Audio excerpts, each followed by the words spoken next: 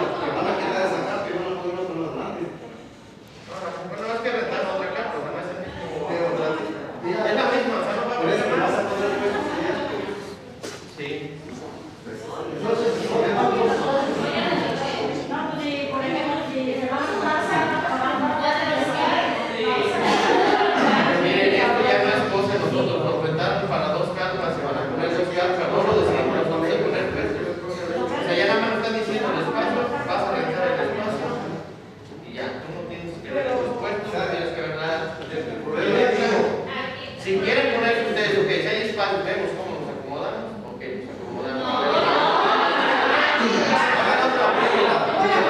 El problema es que todos pagan el paso de acá para que quien se ponga lo pagan.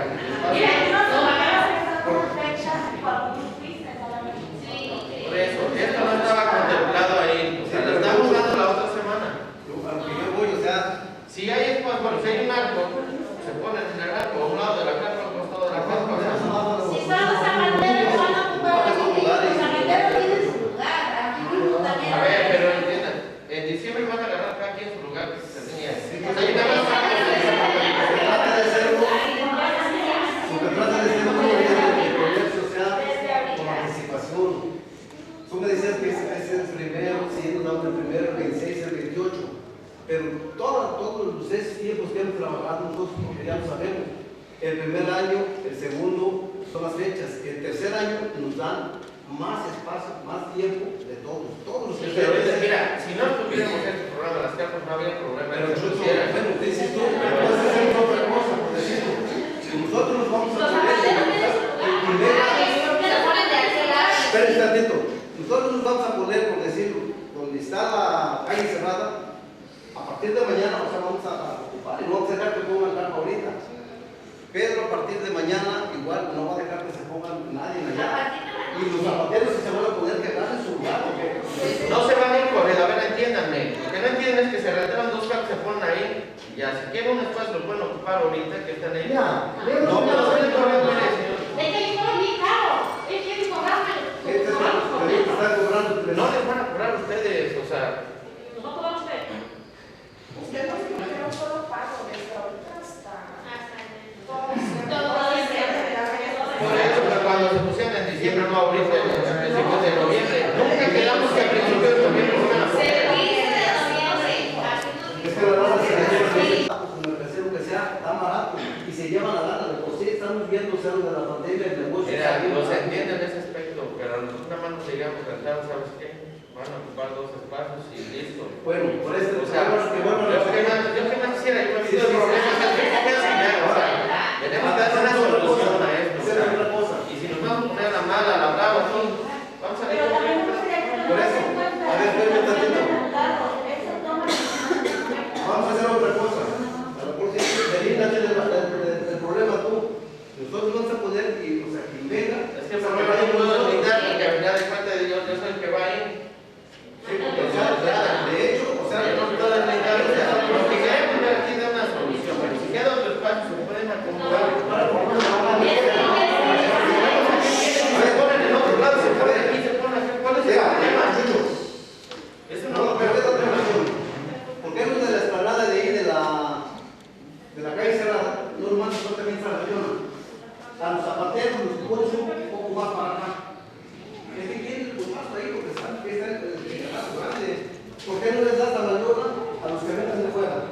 y a los zapateros que ganan su lugar. Si meten a los zapatos, se haga una solución. Ustedes también, o sea, no es para que se pongan en un plan también así tan cerrado. Fíjense que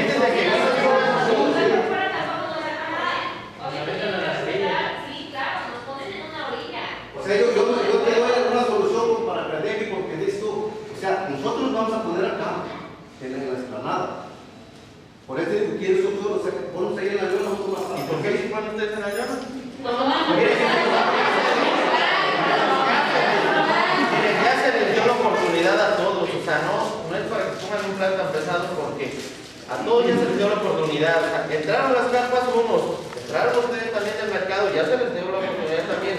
O sea, no es nada más ustedes, o sea, también es más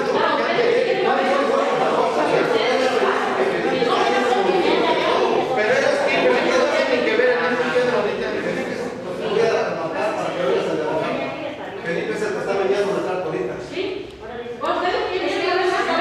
Erasmo Rodríguez Villegas. Sabemos de que el día de hoy algunos comerciantes aquí de la cabecera tuvieron reunión con gente de gobernación. ¿Cuáles fueron los asuntos que vinieron a tratar? Son dos asuntos, uno de que los zapateros que se iban a poner en un lugar que se pone en la parte del mercado, llegamos a un acuerdo con gobernación de que se pase a su lugar donde se han puesto ellos y ellos se pongan en su lugar que se han puesto. El otro es una gente que viene de fuera, que también se iban a poner en la calle cerrada, y acordamos que la fecha que se iban a poner y se iban a quitar, o sea, nos perjudicaba a los comerciantes de fiestas y tradiciones de aquí de Tejupilco. Entonces, lo que se acordó también es de que se van a quitar a partir del 15 de noviembre y después nos vamos a ubicar todo lo que es el comercio decembrino. Ajá.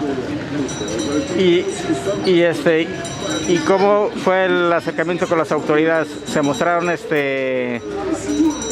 abiertas al diálogo? Pues de principio un poquito desconcertados, pero a final de cuentas, o sea, otorgaron la preferencia de los puntos que se le dieron a tratar y llegaron a un acuerdo de que, así como les comentamos nosotros, lo aceptaron. ¿Y cómo están organizando ustedes como comerciantes? ¿De qué manera se están organizando para vender en esas fechas? Lo que pasa es que siempre nos dan el espacio para el Buen Fin. Entonces, ahorita con lo de la pandemia, pues las ventas están, el comercio está bajo y la gente está un poquito de bajita en ventas. Entonces, por eso estamos pidiendo estas fechas para que la gente se recupere un poquito con lo de la pandemia. Pero ustedes se van a enfocar a lo decembrino, ¿no? Sí, lo que es decembrino de las dos partes, parte decembrino y parte de ropa, calzado. Sí.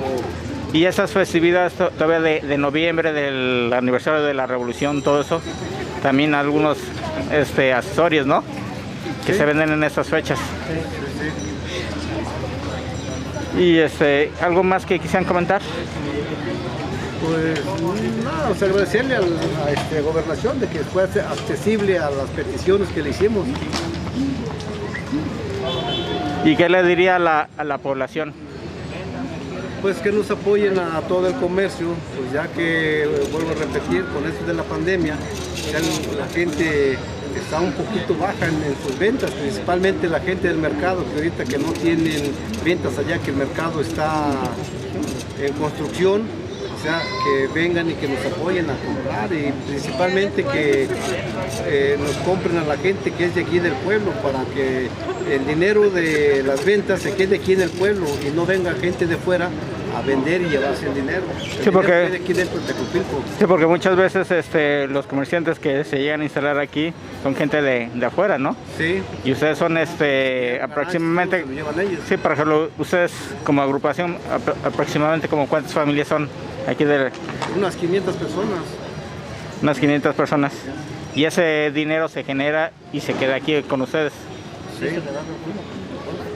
se vuelve a revolotear, o sea, vamos a decir, yo le compro al carnicero, el carnicero me compra a mí y el dinero se va revoloteando dentro de aquí del municipio. En otros lugares, como ves, es Lubianos, Palmar y eso, no dejan entrar comercio de aquí para allá, únicamente vende la gente de Lubianos locales y Palmar y ellos. Entonces, o sea, no se nos hace justo que vengan gente de fuera y que nos dejen vender y se lleven la ganancia.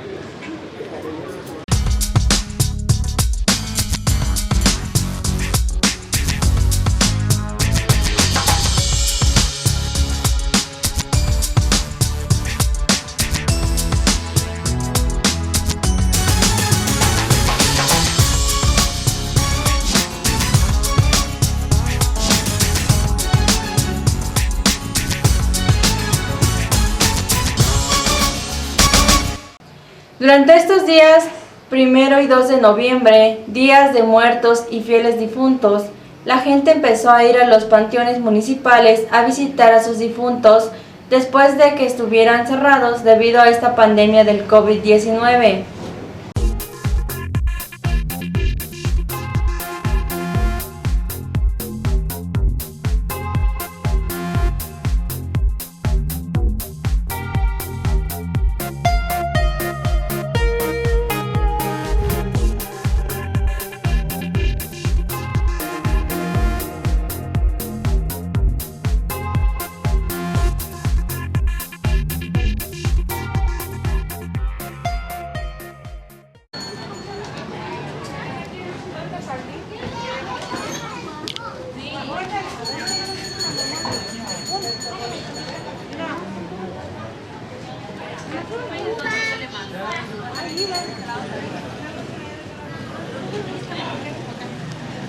Ahí está.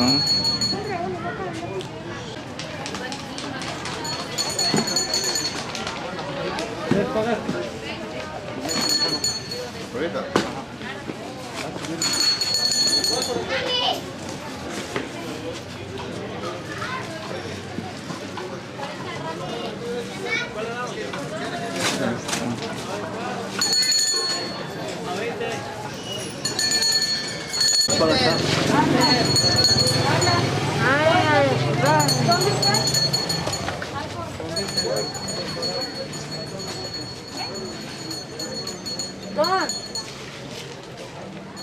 No, les digo el otro, el muchacho.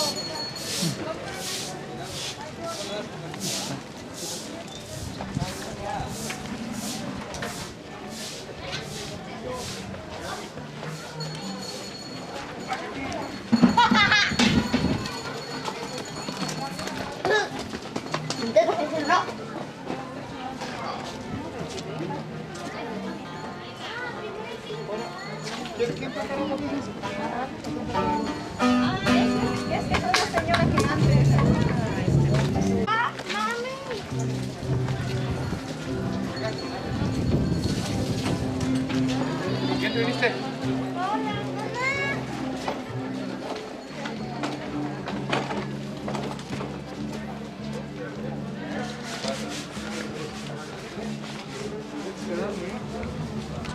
Tiene que salir de ley.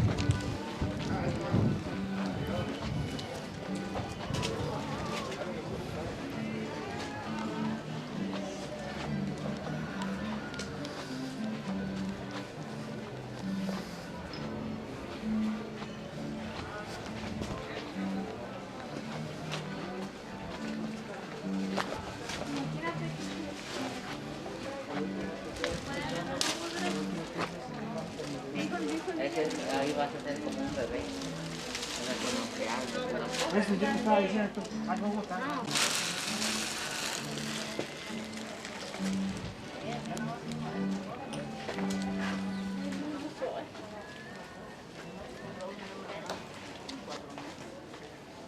Córtale tantito.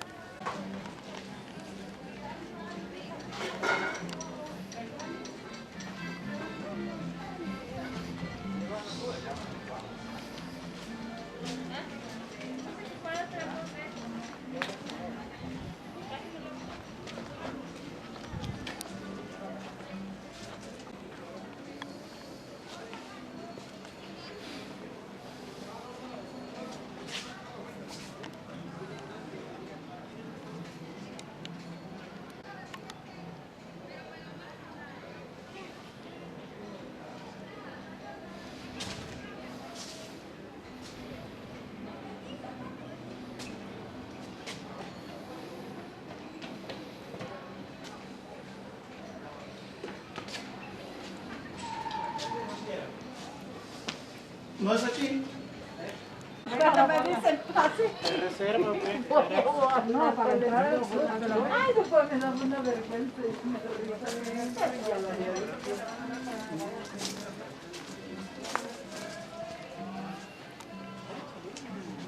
Échale todo, rájatela. Dice aquella.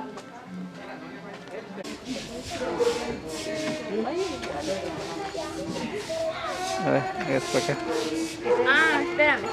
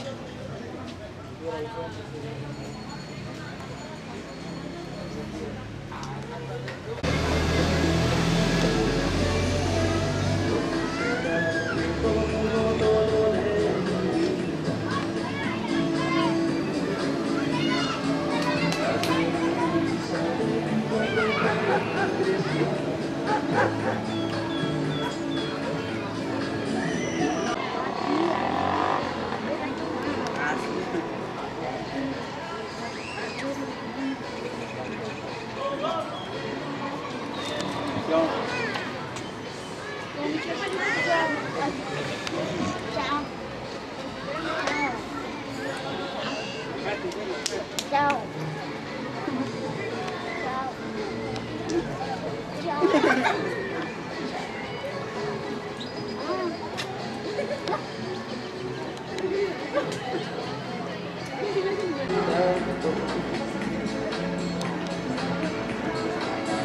Yo arriesgué contigo hasta la última gota. El llanto que hoy refleja mi triste derrota. Y ahora te vas, sabiendo que no te derrotas. En tu alma mi paz, el amor que yo por ti sentía.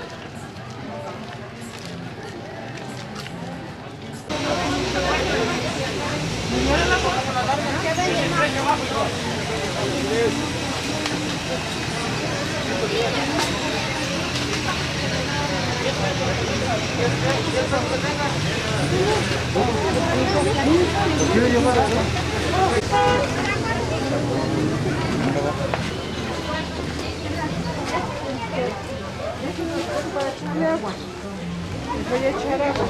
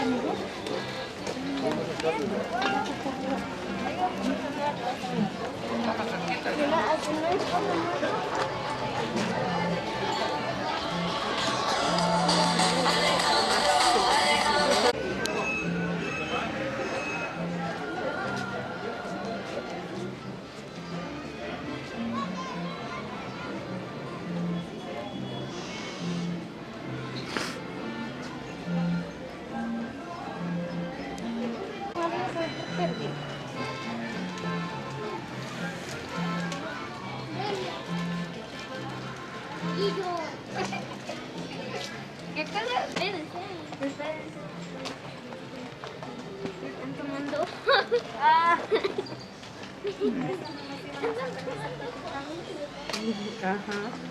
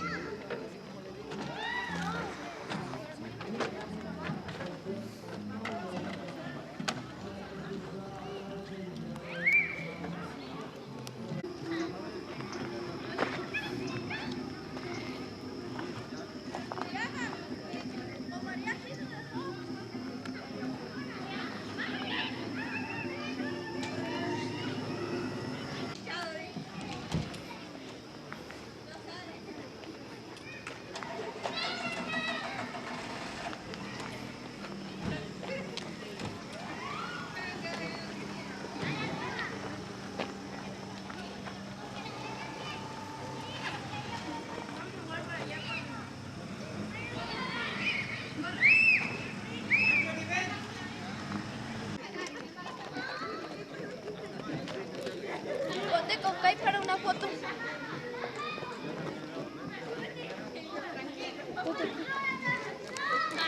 Aquí para una foto. Aquí.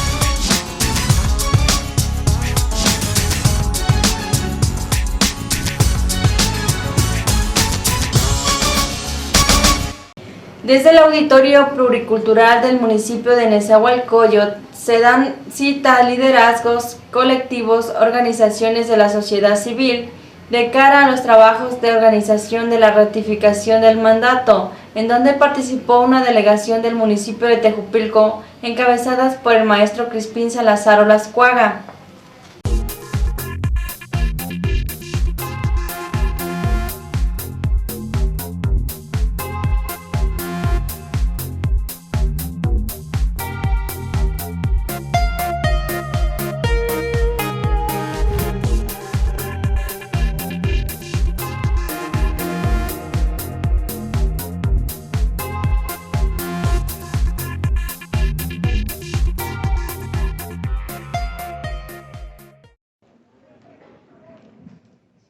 Entonces, este evento, pues, como ven, cuenta precisamente con la actividad de cada uno de ustedes. Cada uno de ustedes ha venido enfocando un momento específico y un objetivo específico que ha venido apoyando y refrendando estos objetivos de la 4T. Y solamente para hacer un recuerdo antes de comenzar, recordemos cuáles son la cuarta transformación. Recordemos que la primera transformación es precisamente la que tiene que ver con la separación del estado de esclavitud, del estado colonial, cuando México se separa de España, del imperio colonialista. ¿Sí? La segunda transformación tiene que ver con la consolidación legislativa de nuestros derechos a través de las leyes de reforma. La tercera transformación tiene que ver con el reparto equitativo de la tierra y el refrendo de dos principios básicos: el sufragio efectivo y la no reelección, así como el reparto agrario a través de los principios zapatistas. ¿Sí? Y en este momento, la cuarta transformación que estamos viviendo, ¿sí?, tiene que ver precisamente con la toma de decisiones por parte de la sociedad civil, es decir, lo que el presidente Andrés Manuel López Obrador llama la democracia participativa. Eso es lo que estamos haciendo hoy, un ejercicio de democracia participativa. Cada uno de los liderazgos que se encuentran en este lugar son parte de eso, son representación de acciones democráticas donde ustedes son los que participan, donde ustedes son los protagonistas. Y entonces, antes de comenzar, quiero pedir un fuerte aplauso precisamente para ustedes, que son quienes mueven la cuarta transformación.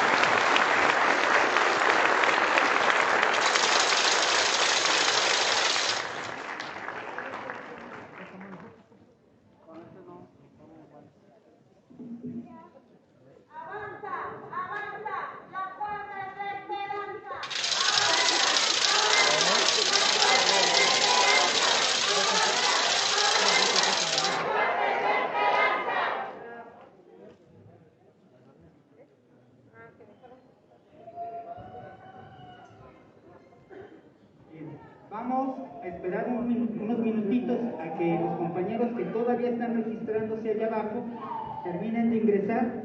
Entonces les voy a pedir un poquito de paciencia. ¿Sí? Regresamos en unos minutos.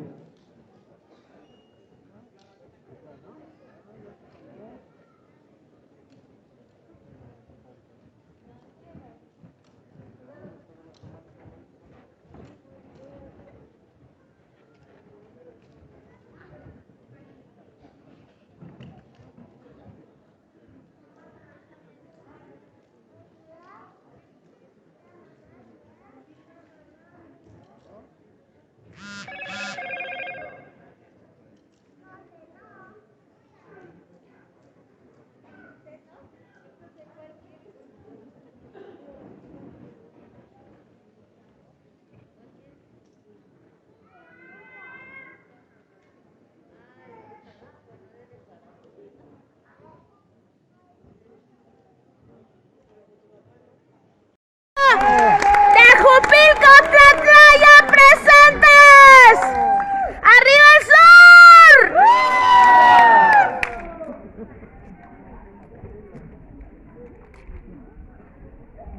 Bueno, El amor al prójimo es el principio del humanismo. Humberto Maturana. Muy buenas tardes a todos. Gracias a los habitantes de Nesa por permitirnos estar aquí en su casa. Muchas gracias.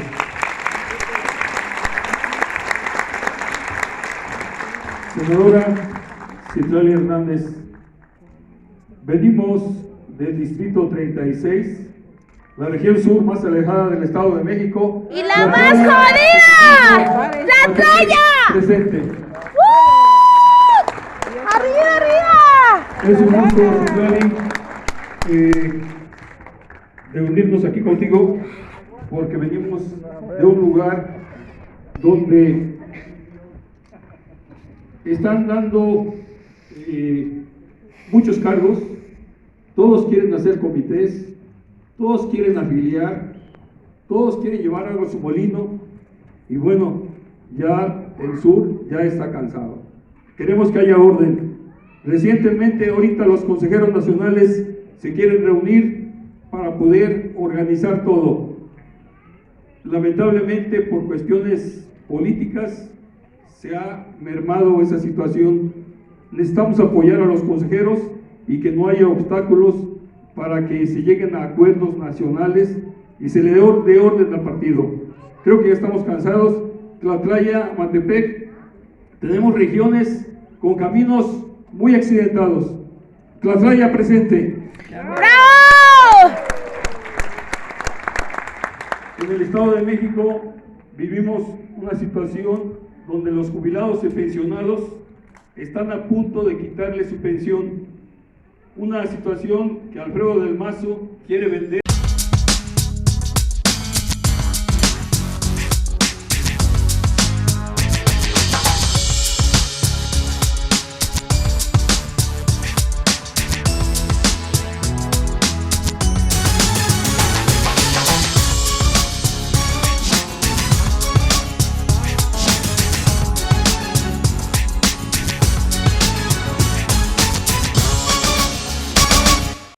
Vamos a un corte comercial y enseguida regresamos con más información.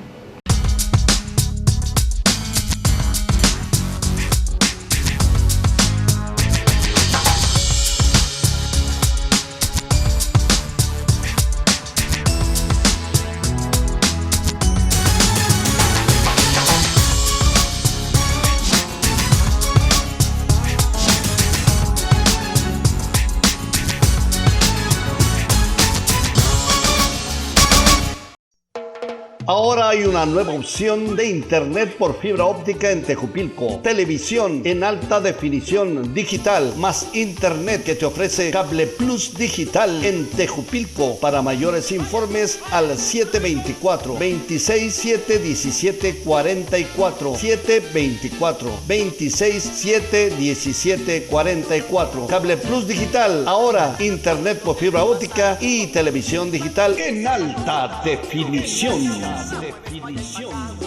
Casi tumbas lo que pasan a tu lado.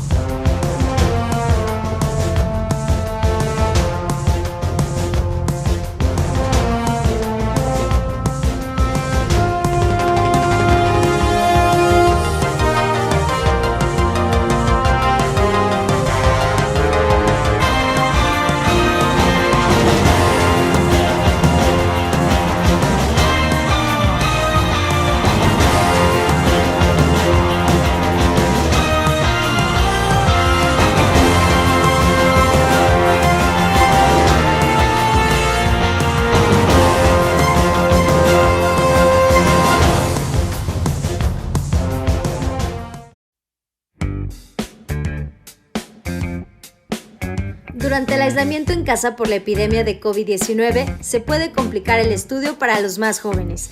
Ayúdalos con las siguientes medidas.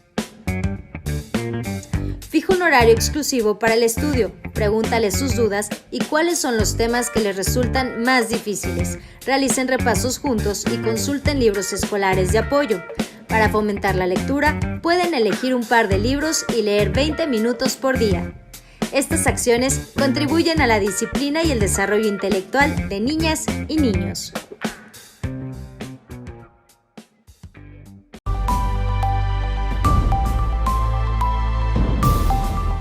El 99% de los incendios forestales son provocados por descuidos humanos.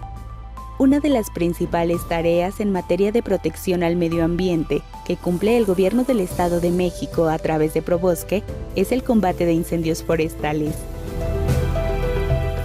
Para realizarlo oportuna y eficazmente, se cuenta con brigadas de combatientes de incendios capacitados y ubicados estratégicamente en diferentes puntos de la entidad.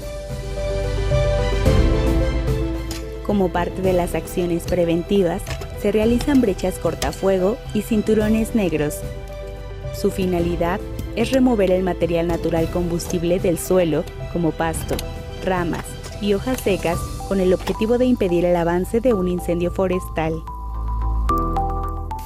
Quemas controladas. Se realizan en zonas con alto nivel de material natural combustible, cercanas al bosque como pastizales. El objetivo es eliminar material que pueda ocasionar un incendio forestal. Aunado a estas actividades, Probosque brinda cursos y capacitación a escuelas, ejidos, comunidades, instituciones y organizaciones del sector público y privado. Reporta incendios forestales al 911 o al teléfono rojo de Probosque 800-590-1700. Prevenir es mejor que combatir. Cuidemos nuestros bosques.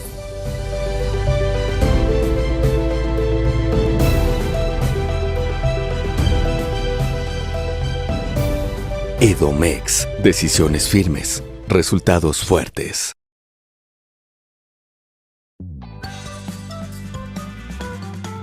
En estos días de permanecer en casa para evitar la propagación del COVID-19, la Secretaría de Cultura Mexiquense recomienda visitar la Biblioteca Digital del Fondo Editorial del Estado de México. Cuenta con una amplia oferta gratuita para adultos, jóvenes y niños, así como materiales de carácter informativo y formativo sobre nuestra entidad, escritos por autores destacados. Ingresa a cape.edomex.gov.mx/fondo-edomex y elige los títulos que te interesen para disfrutarlos en PDF.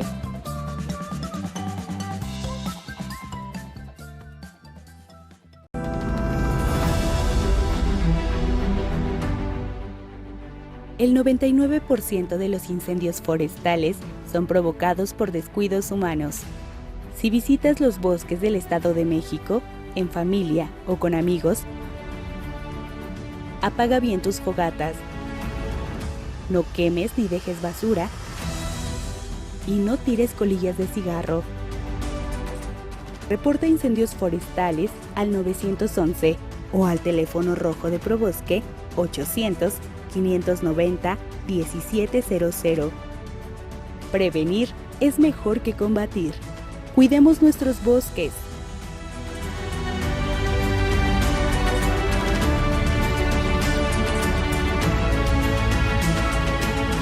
Edomex. Decisiones firmes. Resultados fuertes.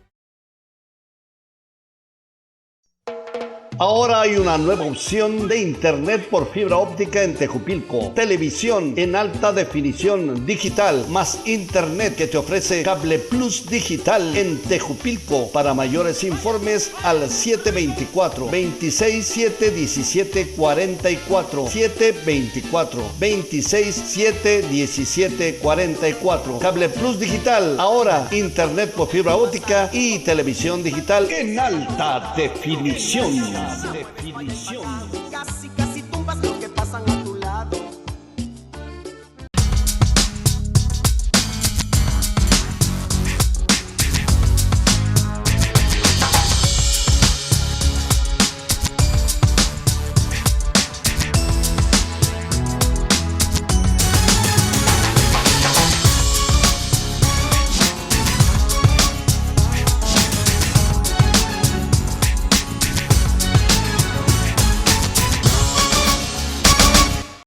Gracias por continuar con nosotros. Seguimos con la información.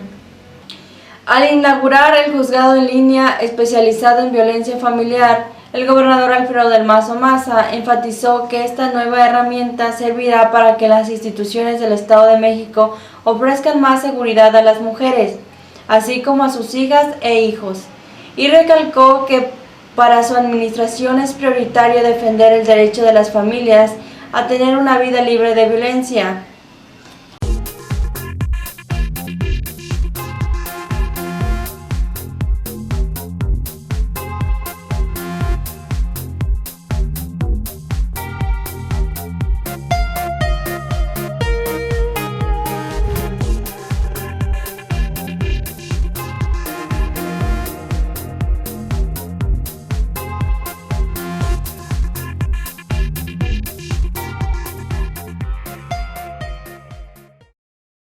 Muchas gracias, muy buenos días. Quiero agradecer la invitación y la oportunidad de estar presente el día de hoy aquí en la sede del Poder Judicial del Estado de México y en un día que nos da muchísimo orgullo porque se convierte el Estado de México en el primer estado del país en tener este juzgado en línea especializado en violencia familiar. Una acción que responde a la demanda de la realidad de la violencia familiar que vivimos en nuestra entidad, en nuestro país, y que seguramente será un ejemplo de trabajo a nivel nacional. Y además de lo que significa el juzgado, el hecho de poder tener en funcionamiento 24 horas al día, los 365 días del año, este sistema nos permite actuar de manera inmediata ante la violencia familiar. Agradezco al Poder Judicial por este trabajo conjunto, porque lo comentábamos con el presidente Sodi, es un esfuerzo en donde se trabaja de manera coordinada entre el Poder Ejecutivo y el Poder Judicial, en especial a través de la Secretaría de la Mujer, de la Secretaría de Seguridad, de la Fiscalía, por supuesto, de la Secretaría de Justicia y Derechos Humanos también, que estarán trabajando de manera coordinada para hacer posible el funcionamiento de este juzgado y que además, pues a partir del día 7 de noviembre se pueda poner en marcha. Muchas gracias al presidente del Tribunal Superior de Justicia, magistrado Ricardo Sodi, y felicidades nuevamente por esta iniciativa. Y nos da mucho gusto verlo bien y verlo aquí con nosotros. Me da mucho gusto que esté bien y que esté aquí con nosotros.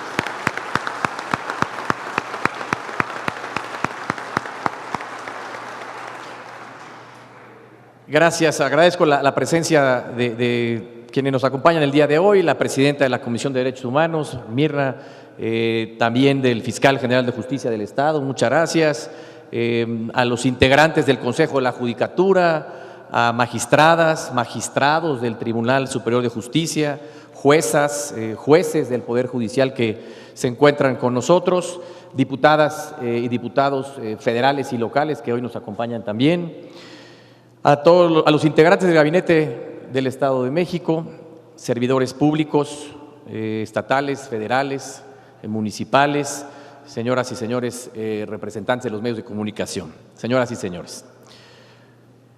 Para vivir en libertad, reducir las desigualdades e impulsar un desarrollo con sentido humano, el primer paso es respetar los derechos de las personas y asegurar su acceso a la justicia.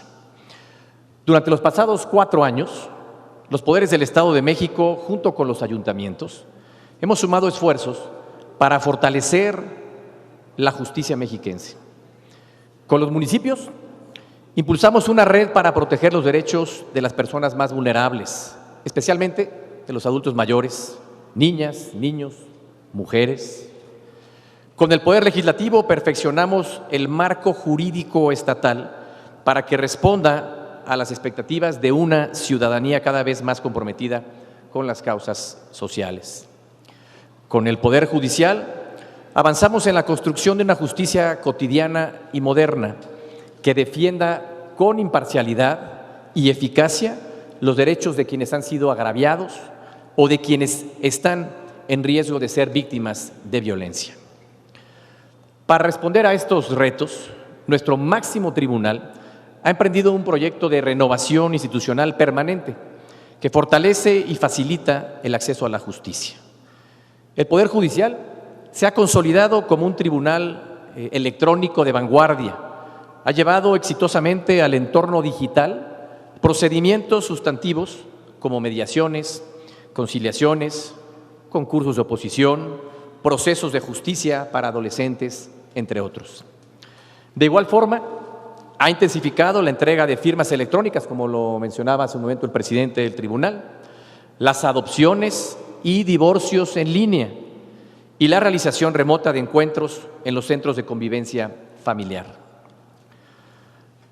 Al incrementar el número de procesos que se realizan de manera electrónica, la digitalización judicial contribuye a hacer más equitativo el acceso a la justicia, lo que promueve su práctica cotidiana y mejora la confianza en nuestras instituciones. El juzgado en línea especializado en violencia familiar es el resultado más reciente de esta estrategia que ha impulsado el Poder Judicial. Se trata de un esfuerzo que reafirma el compromiso del Estado de México con los derechos de las mujeres, con los derechos de las familias y con la defensa de las mujeres, sus hijas e hijos. La violencia intrafamiliar y la violencia de género son fenómenos globales que lastiman la confianza social, los vínculos comunitarios y los valores que unen a las familias. La ONU estima que en todo el mundo 1 de cada 3 mujeres sufre violencia, que 3 de cada 4 niños son objeto de violencia por parte de sus cuidadores y que 1 de cada 4 adultos piensa que el castigo físico fortalece la educación infantil. Tan solo en la región de las Américas se estima que 99 millones de niños son víctimas frecuentes de violencia y de abuso. Las circunstancias provocadas por los confinamientos durante este último año y medio aumentaron significativamente la violencia intrafamiliar, provocando que más de 243 millones de mujeres y niñas sufrieran agresiones directas dentro de sus hogares. En nuestro país se estima que entre enero y septiembre de 2021 hubo violencia en el 7.5% de los hogares, afectando a más de 9 millones de personas, de las cuales 15% fueron menores de edad. Tan solo entre marzo y mayo de 2020, la época quizás más compleja del confinamiento, las llamadas de auxilio por agresiones en el hogar aumentaron 80%. Cada hora se abrieron 25 carpetas de investigación por violencia contra mujeres y niños y un estudio de la Secretaría de Gobernación encontró que en el 73% de los casos el atacante era un familiar. En nuestra entidad, como resultado de este aumento, el número de juicios radicados por violencia familiar entre marzo de 2020 y agosto de 2021 se incrementó en un 37%. También esto en gran medida debido al confinamiento de la pandemia. Ante este desafío, reconocemos el esfuerzo que hace el Poder Judicial, creando este juzgado en línea especializado en violencia familiar, que además de operar, como lo decíamos hace un momento, de manera coordinada con el Poder Ejecutivo, trabajará las 24 horas del día, los 365 días del año. Con el Poder Judicial nos une la determinación de combatir y erradicar las desigualdades de género y compartimos el compromiso de fortalecer los derechos de las mujeres y su acceso a una vida libre de violencia. Como resultado de estas acciones, entre otros avances, fortalecimos las políticas a favor de la igualdad y la no discriminación, la reeducación de agresores de género y el impulso a la Procuraduría de la Defensa de las Niñas, Niños y Adolescentes. La oportunidad con la que el Poder Judicial respondió a los confinamientos del año pasado permitió incorporar 40 procesos al Tribunal Electrónico, lo que nos ha permitido ampliar de manera conjunta el acceso a la justicia. Y con el juzgado en línea, el Estado de México cumple con las disposiciones en materia de derechos humanos contenidas en los tratados internacionales, en la Constitución y en la reciente reforma a la Ley General de Acceso de las Mujeres a una vida libre de violencia. Su puesta en marcha fortalece la atención de los centros Naranja, que entre otros servicios de apoyo ofrece asesoría legal y patrocinio.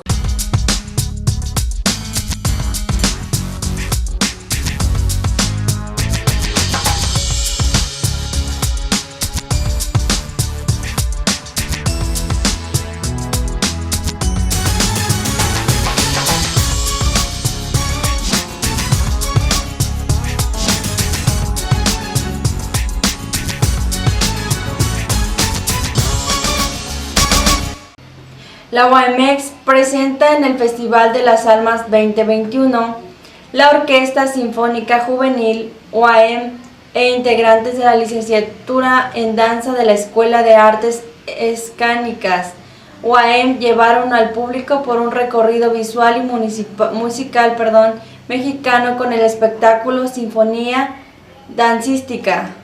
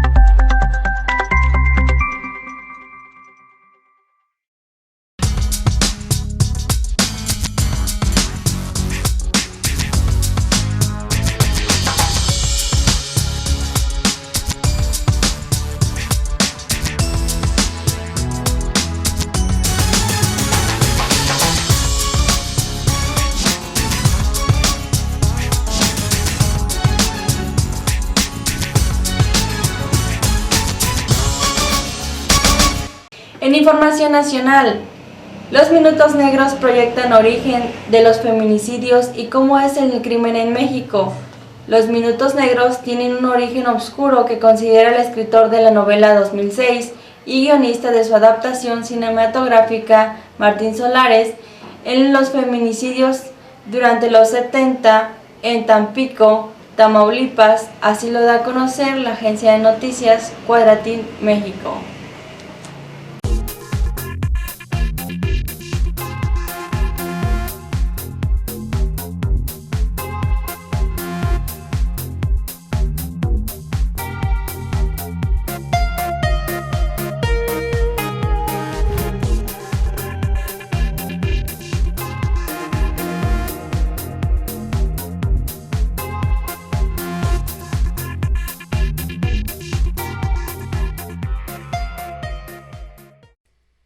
Los Minutos Negros tienen un origen oscuro que considera el escritor de la novela y guionista de su adaptación cinematográfica, Martín Solares, en los feminicidios durante los 70 en Tampico, Tamaulipas.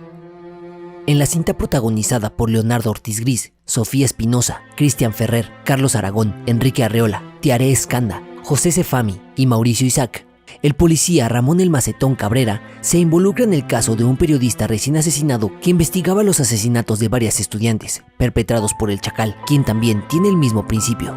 Cuando yo tenía 5 años, en mi ciudad natal, en Tampico, Tamaulipas, se dio con una frecuencia preocupante que surgieran distintos asesinos en serie que estuvieran acechando a las niñas que salían de las escuelas, sobre todo las escuelas municipales, y les llamaban chacales a ese tipo de sujetos y de perversos. Yo quedé obsesionado con ese tema pues porque me di cuenta que tocaba a muchas de las personas que yo conocía, que me involucraba de muchas maneras y que en cierta forma contaba la historia del México de los años 70, porque no era una historia solamente de un asesino, sino de la impunidad, de la justicia, de la continuidad de la violencia, el surgimiento de un tema terrible y una palabra espantosa que son los feminicidios, y que se ha puesto simple y sencillamente cada vez peor. Entonces para mí eso es el origen de los feminicidios tal como los entendemos actualmente. Lamenta y explica Solares sobre el inicio de su primera novela. En la misma entrevista vía Zoom, el director de Los Minutos Negros, Mario Muñoz, añade que la violencia contra la mujer es algo que llega a niveles horribles y piensa que hay ahí una verdad que está presente en la novela. De algún modo trató de transmitir en la película y todos lo sentimos de un modo u otro. Es estar en medio de un sistema en el cual sabes que si intentas hacer lo correcto como activista, como víctima, probablemente es un suicidio, probablemente estás cometiendo un acto que te puede llevar hasta la muerte, ¿no? Entonces, creo que esa realidad tan tremenda y tan horrible en la que vivimos es lo que Martín alude en su novela y que para mí era como esencial. Después de Bajo la Sal quería yo hacer una película que se sintiera mucho más auténticamente mexicana, es decir, quería seguir explorando la idea del cine de detectives, del cine negro, pero desde un lugar que se sintiera más verdadero, ¿no? Y más propio. Y yo siento que justo aquí el gran tema, ¿no? Como digo, el otro día vi Bajo la Sal después de un buen rato de no verla, y veo como esta estructura detectivesca un poco más clásica, ¿no? De la prueba A que lleva la B, la B la lleva la C y la C lleva la D, y entonces no te puedes brincar una porque entonces ya no, y es como un gran proceso intelectual de, entonces esto qué quiere decir. Y siento que Los Minutos Negros era una oportunidad para mí para hablar de cómo es el crimen en México, donde realmente los crímenes son muy delgaditos, ¿no? O sea, no hay grandes acertijos intelectuales, más bien es le rascas un poco, ya sabes quién es el malo, qué quieres hacer con esto, qué puedes hacer con esto, y quieres tomar los riesgos que implica hacer algo al respecto. Eso es con lo que nos enfrentamos todo el tiempo, ¿no? Entonces, creo que ese es el gran discurso que tiene la novela y que tiene la película. Así lo externó y detalló Mario Muñoz. Los Minutos Negros se estrena en el Festival Internacional de Cine de Morelia, donde compite en la selección de largometrajes mexicanos, y su director espera que para el primer trimestre del próximo año llegue a salas comerciales. Con información de César Fabián Pérez, Agencia Cuadratín México.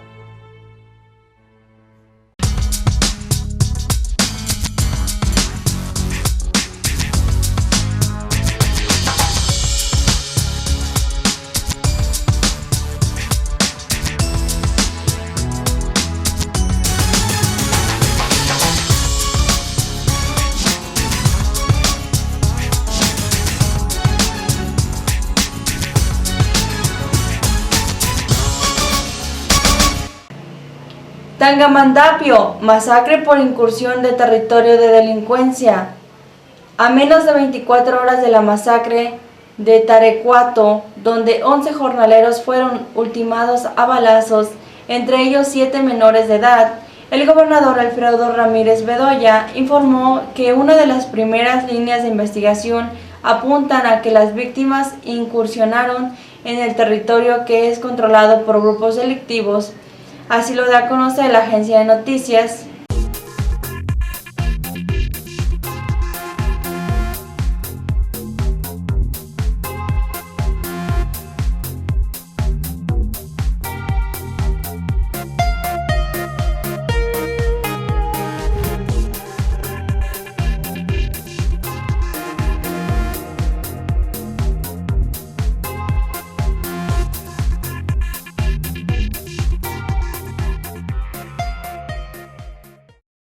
A menos de 24 horas de la masacre de Taricuato, donde 11 jornaleros fueron ultimados a balazos, entre ellos 7 menores de edad, el gobernador Alfredo Ramírez Bedoya informó que una de las primeras líneas de investigación apuntan a que las víctimas incursionaron en territorio que es controlado por grupos delictivos. En conferencia de prensa, el mandatario informó que ya se despliega un operativo de seguridad conformado por el Ejército Mexicano, Guardia Nacional y Secretaría de Seguridad Pública para garantizar que la Fiscalía General del Estado profundice en las indagatorias y se esclarezcan los sangrientos sucesos. Que una de ellas es que las víctimas, habitantes de la comunidad, las 11 personas, eran originarios y vecinos de Taricuato, se internaron en un territorio con presencia de células delictivas y fueron atacados a mansalva.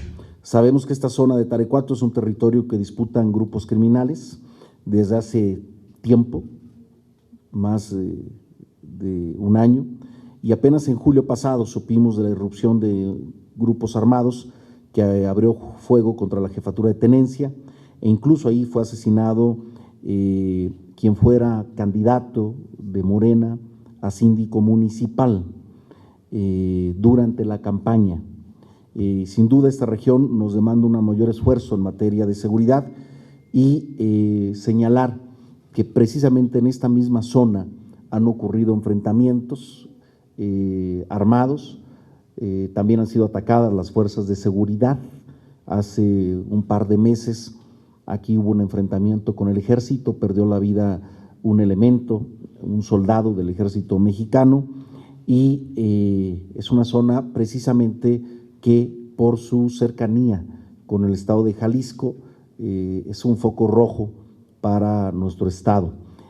Michoacán es uno de los estados con el más alto índice de homicidios, tanto por su número, también por cada 100,000 habitantes. Por cada 100,000 habitantes estamos en 7º lugar, pero sí es un tema que en esta zona de Jacona, Santiago Tagamandapio, Zamora, está en un alto índice de casos de homicidios dolosos, como es este que ocurrió en la comunidad de Taricuato. Con imágenes de Alejandro Hernández, información de Juan Pacheco, Agencia Cuadratín.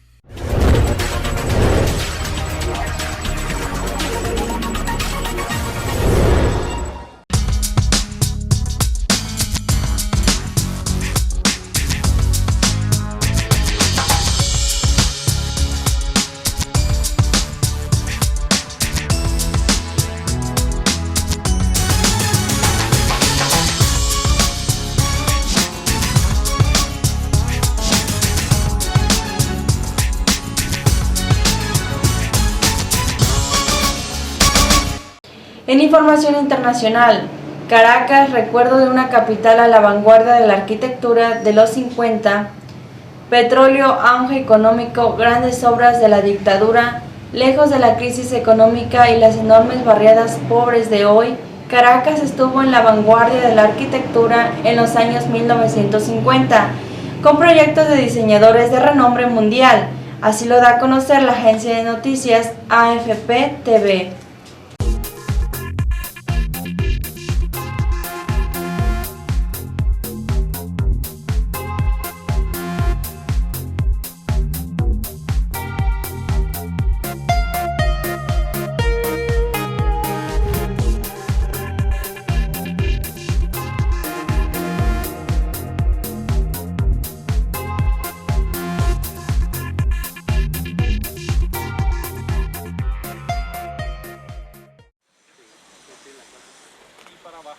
Lejos de la crisis económica actual, Caracas fue parte de la vanguardia arquitectónica de los años 1950.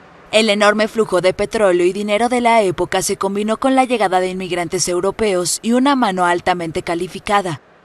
El entonces dictador Marcos Pérez Jiménez, que gobernó entre 1953 y 1958, impulsó además grandes obras que incluyeron puentes, autopistas, viviendas y modernas torres para oficinas del gobierno.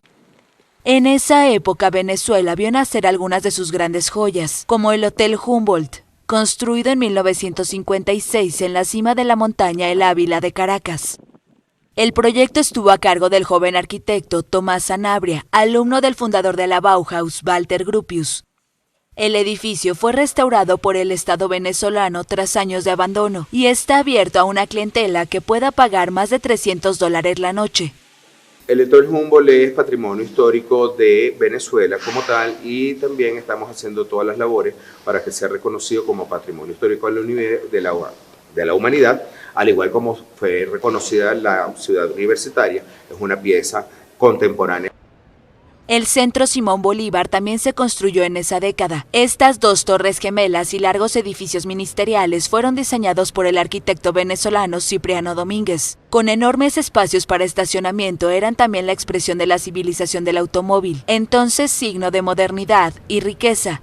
Otra obra emblemática es la Villa Planchart, una mansión en las colinas de Caracas.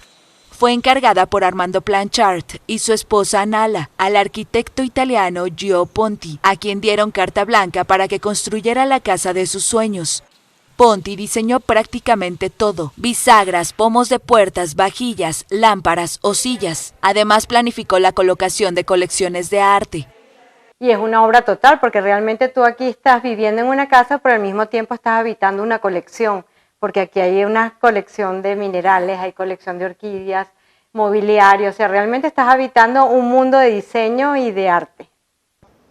Sin duda, el gran arquitecto de la época fue Carlos Raúl Villanueva, que brilló con su obra maestra, el campus de la Universidad Central de Venezuela. Se trata de unos 40 edificios que incluyen un hospital, una sala de conciertos, bibliotecas, aulas de clase y plazas, que se entremezclan en espacios exteriores e interiores en unidad. El proyecto integra además obras de artistas de renombre. Fue una generación de intelectuales, de arquitectos que tenían una visión de futuro y que pensaban que la sociedad venezolana, ese futuro era posible y no fue. Ahora, con la crisis económica que azota el país desde 2013, la universidad se está deteriorando. En 2020, una sección de un pasillo cubierto se derrumbó. Lo que me da tristeza es entender que por una parte hay gente que quiere mucho la universidad, pero que no tiene posibilidades. O sea, la última vez que vine a un problema del aula magna, están trabajando con las uñas para mantener lo poco que hay. Al igual que en el campus, muchos de los edificios de esa época están en mal estado, otros cumplen funciones distintas o simplemente fueron arrasados.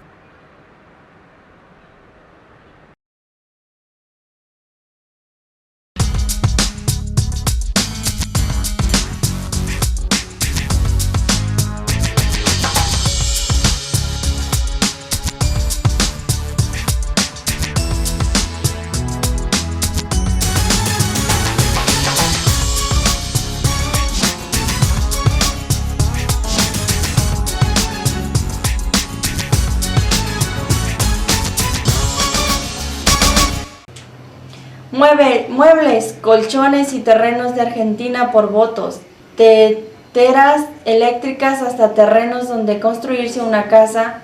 Las dádivas a cambio del voto son habituales en Argentina y no faltan en la campaña para las legislativas del 14 de noviembre. La oposición acusa al gobierno de Alberto Fernández, pero también recibe imputaciones en las provincias donde gobierna. Así lo da a conocer la agencia de noticias DW Español.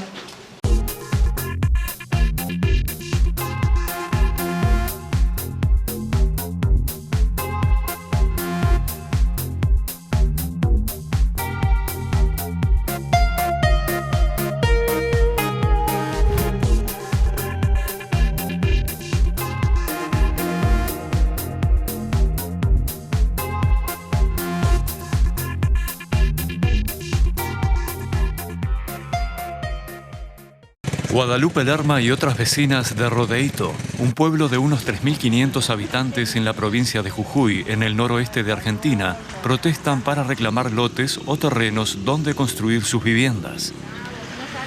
En septiembre, 2 días antes de las elecciones legislativas primarias de Argentina, Guadalupe interpeló al comisionado municipal, que pertenece a Juntos por el Cambio, la coalición que gobierna Jujuy, opositora a la administración nacional del peronista Alberto Fernández. Me dice que un familiar mío le está haciendo campaña en contra, de que cómo piensa él que va a seguir aportando a la oposición, y que únicamente él sí, que es verdad que está entregando lotes, pero le está entregando a la gente que está con él, que lo acompaña, que hacen campaña con él para su partido, que están a la par de él. Guadalupe grabó al comisionado municipal con su teléfono y difundió el video. Yo sé que se están dando lotes. Sí, estoy dando lotes. Sí. Estoy dando lotes a la ¿Y por gente qué? que vino y está conmigo. Está a la par mía. Eso es lo que estoy haciendo. Deutsche Welle consultó al portavoz del gobierno de Jujuy, pero este dijo desconocer el caso de Rodeito y acusó al peronismo de repartir muebles y colchones en su provincia. En la vecina Salta, por otra parte, un fiscal federal ha acusado a un candidato peronista de repartir en julio, en un acto proselitista previo a las elecciones legislativas provinciales, teteras eléctricas, ventiladores, radios y altavoces que pertenecían al PAMI, el Plan de Asistencia Médica Integral, con el que el Estado argentino asiste a los jubilados.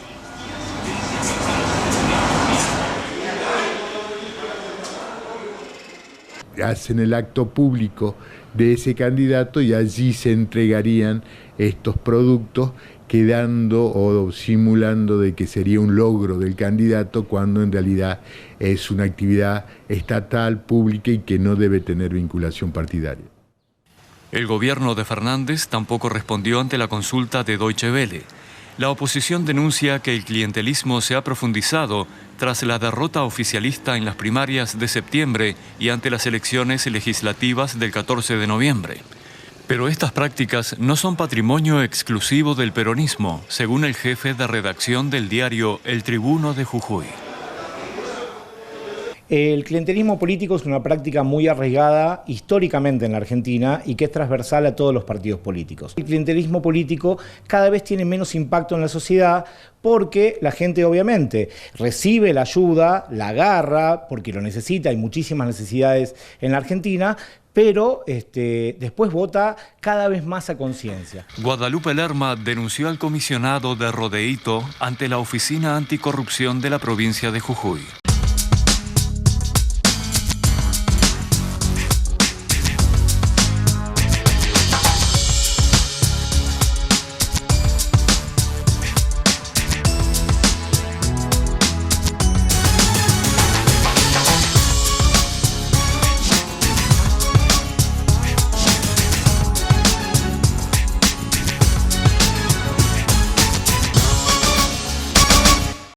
Gracias por vernos, usted vio su noticiero local, Puerta Informativa del Sur, y lo esperamos el próximo viernes con más información.